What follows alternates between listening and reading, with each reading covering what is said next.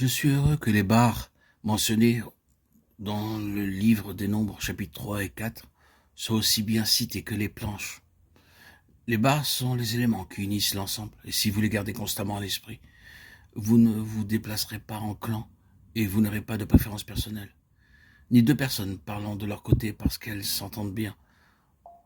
Nous devons nous rappeler que dans le corps de Christ, il n'y a rien de semblable au clan, rien qui relève juste d'une préférence humaine, mais que tous les membres sont assemblés dans une unité, et les barres et les planches représentaient l'unité du peuple. C'est une responsabilité. Combien de dommages ont été causés en raison des préférences, des affinités humaines qui prennent place parmi le peuple du Seigneur. Il doit y avoir une attention individuelle, il doit y avoir un soin apporté aux barres, toutes maintenues ensemble. Voilà ce que l'apôtre veut dire quand il écrit « vous efforçant de conserver une unité de l'esprit » Éphésiens 4.3. Nous ne maintiendrons jamais l'unité du Saint-Esprit en prenant parti pour une personne contre une autre. Nous pouvons penser que nous prenons soin de telle personne. Oh, mais qu'en est-il de l'autre? Les barres seront correctives. Elles maintiendront l'équilibre et tiendront compte de chaque membre. Ensuite viennent les colonnes. Ici, nous avons la responsabilité de chacun pour une charge qui est impartie à tous. Et nous devons nous aider mutuellement dans cette responsabilité devant Dieu, car chacun est appelé à assumer une responsabilité, une charge de Dieu. C'est porter réciproquement les fardeaux.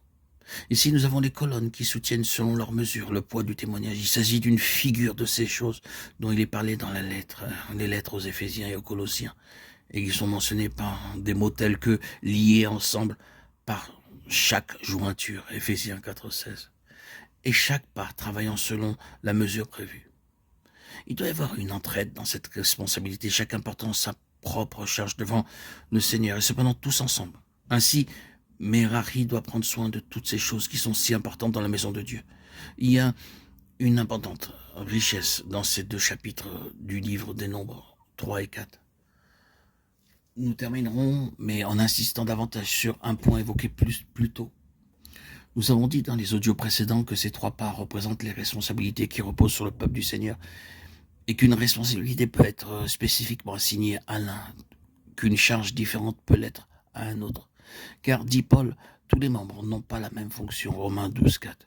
Il est possible que par son esprit, le Seigneur attribue un don et confère à quelqu'un le ministère particulier de Merari, de prendre soin des saints, de préserver l'unité de la communion des saints, de les aider dans leur responsabilité, d'entourer de soins le ministère des saints. D'autres peuvent être caractérisés par une charge spécifique en relation avec les principes de l'Assemblée. D'autres peuvent être conduits dans ce service qui est davantage en contact direct avec Dieu lui-même, et en gardant à l'esprit l'importante réalité des personnes divines. Le danger est que nous commencions à faire de notre ministère quelque chose d'hermétique,